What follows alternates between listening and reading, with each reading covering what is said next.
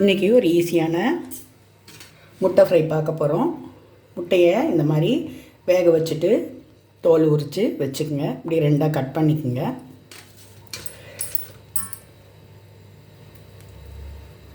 இப்படி கட் பண்ணி வச்சுக்கோங்க. இப்படி ரெண்டாக கட் பண்ணி வச்சுக்கோங்க.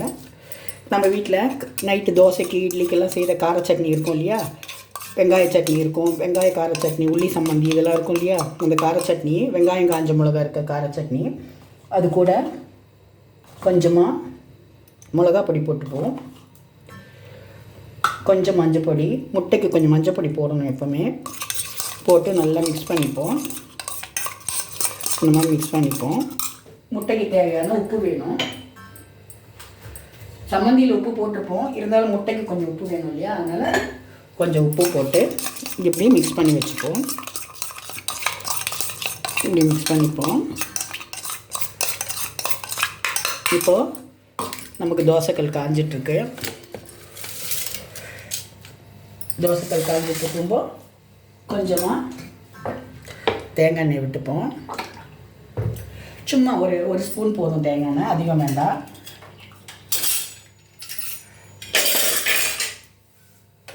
ஸ்டவ்வை கொஞ்சம் சூடாக சீக்கிரம் ஆகிற மாதிரி வச்சுக்குவோம். இந்த முட்டையில் இந்த மசாலாவை இப்படி மிக்ஸ் பண்ணிப்போம். மிக்ஸ் பண்ணி இப்படி தடவி விட்டுருவோம். தடவி விட்டுட்டு அப்படியே ஸ்டவ்வை போட்டுருவோம். ஸ்டவ்வை கொஞ்சம் சிம்மில் ஆக்கிடுங்க. இப்படி மிக்ஸ் பண்ணிவிட்டு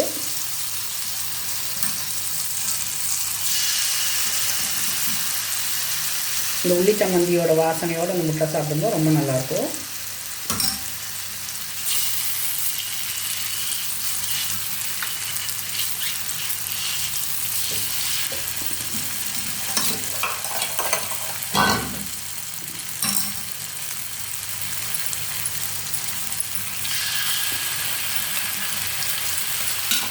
இப்போ மீதி இருக்க இந்த சம்மந்தியை இதுக்கு மேலே போட்டுக்கோம்.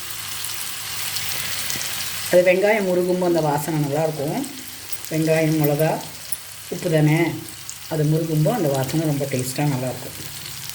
ரசம் சாதத்துக்கு இந்த முட்டையை இப்படி ஃப்ரை பண்ணி சாப்பிட்டா ரொம்ப நல்லாயிருக்கும்.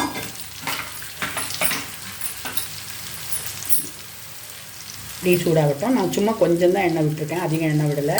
ஒரே ஒரு ஸ்பூன் எண்ணெய் தான் விட்டுருக்கேன். அப்படி திருப்பி போட்டுப்போம்.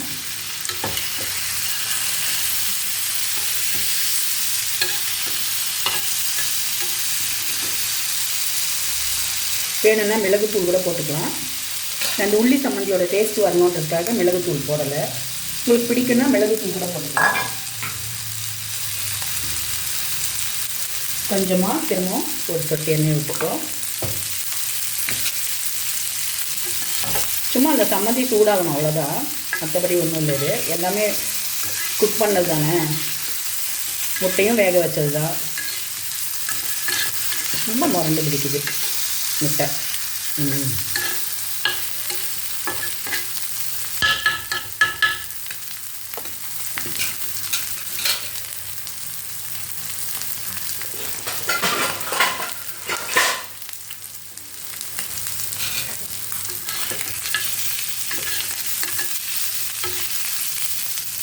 அந்த வெங்காயம் நல்லா சூடாகி அந்த வாசனையோடு வரும்போது அந்த முட்டை சாப்பிட ரொம்ப டேஸ்ட்டாக இருக்கும்.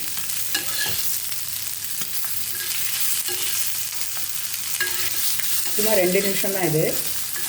சம்மந்தி எப்படி நம்ம வீட்டில் ஃப்ரிட்ஜில் மீந்திருக்க சம்மந்தியை இப்படி முட்டையை வேக வச்சு கொஞ்சம் மிளகா பொடியும் போட்டு மிக்ஸ் பண்ணி இந்த மாதிரி தவாவில் போட்டு ஃப்ரை பண்ணிங்கன்னா டேஸ்டியான முட்டை ஃப்ரை சாப்பிட்லாம். ஸ்டவ் ஆஃப் பண்ணிவிடுவோம். அதிகமாக கரிஞ்சிடக்கூடாது.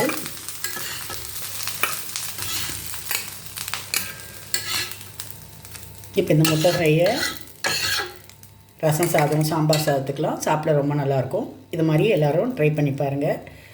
முட்டை ஃப்ரை ஈஸி. முட்டை ஃப்ரை ரெடி ஆகிடுச்சு. ரசம் சாதம் சாம்பார் சாதத்துக்கெலாம் நீங்கள் சாப்பிட்டு பாருங்கள். கீரை கடைஞ்சிருந்தால் கூட கீரை மசியல்ட்டு கூட சாப்பிட்லாம், ரொம்ப நல்லாயிருக்கும். இது மாதிரி செய்து பார்த்துட்டு எப்படி இருக்குன்னு சொல்லுங்கள். ரெமி கிச்சன் எல்லோரும் சப்ஸ்கிரைப் பண்ணுங்கள், லைக் பண்ணுங்கள், ஷேர் பண்ணுங்கள். தேங்க்யூ.